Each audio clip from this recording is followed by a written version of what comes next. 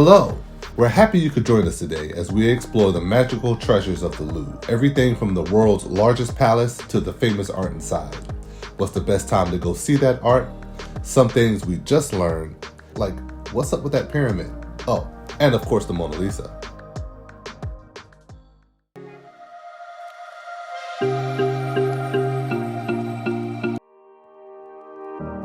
To avoid long lines, get the first slot in the morning and go straight to the exhibits you want to see the most.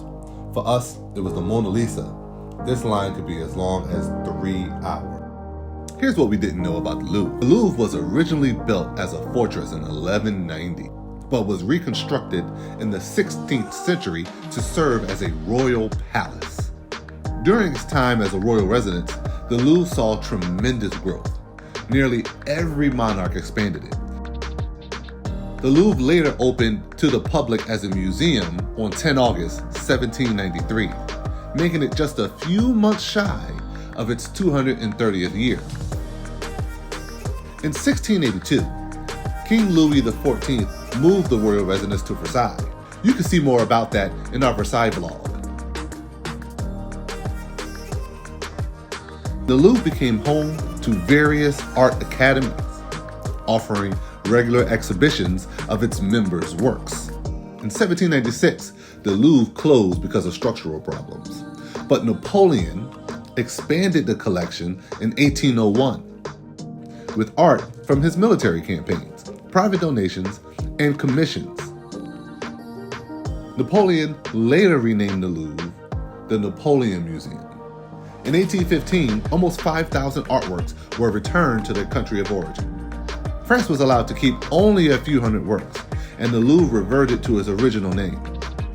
Many artifacts from Napoleon's conquest in Egypt still remain.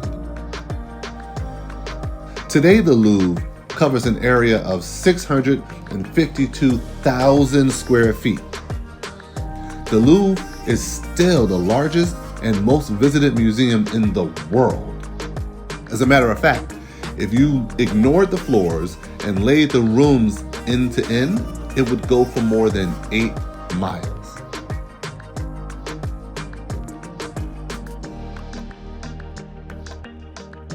The Winged Victory of Samothrace. Standing at the top of the Daru staircase is the Nike of Samothrace. It stands 18 feet tall, and it was found on the island of Samothrace in the sanctuary of the Greek gods, where people went to pray for protections from the dangers of the sea. The wings, the warship, the sanctuary, it all points to the goddess Nike, the messenger of victory.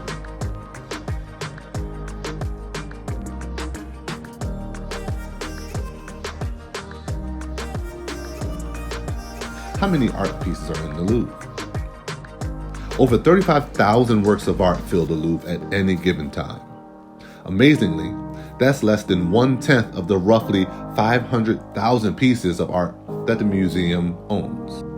That means if you took 30 seconds to see each and every piece, it would take you around 200 days to see everything.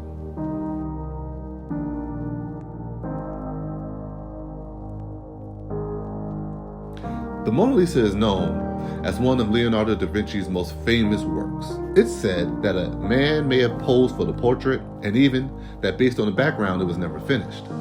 What some might not know is that it was stolen and brought to Florence by an Italian janitor in 1911.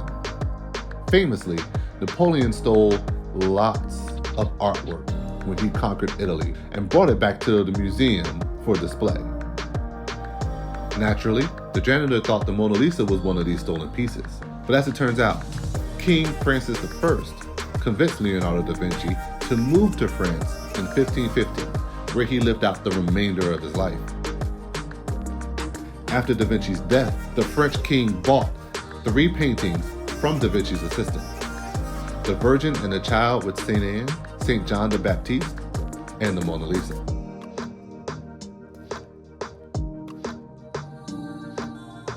In 1966, this famous and fragile masterpiece was moved to the Louvre's largest room, where it sits conserved in its best possible conditions inside a temperature and humidity controlled bulletproof glass case. where spectators can't get within 6 feet of it. There are also guards and security cameras to ensure it remains in its current state.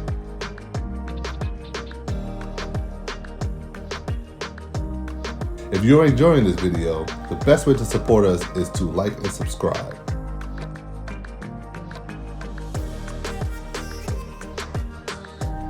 Galerie des Apollons. King Louis XIV famously identified himself with the sun god Apollo, and this splendid gallery was the first tangible representation of that image. The king summoned the greatest painters, builders, and sculptors of the day to create this beautiful space. They later worked on the Hall of Mirrors in the Château de Versailles.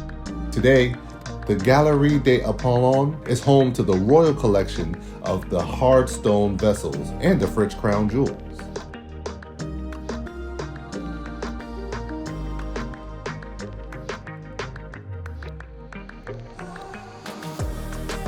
The Venus de Milo was named after the Greek island. She was given as a gift to King Louis XVIII, who donated her to the Louvre in 1821. In 1983, the Louvre underwent a major renovation. Part of the plan called for a new design for the main entrance. The architect designed an underground lobby and modern glass pyramid structure in the courtyard. Inaugurated in 1988, the pyramid would become a celebrated element of the landmark's museum design.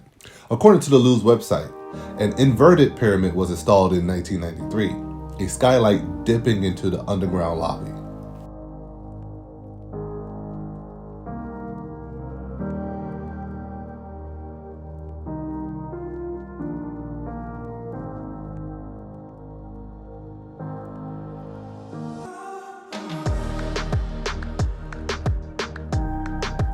Where they filmed the Tom Hanks movie.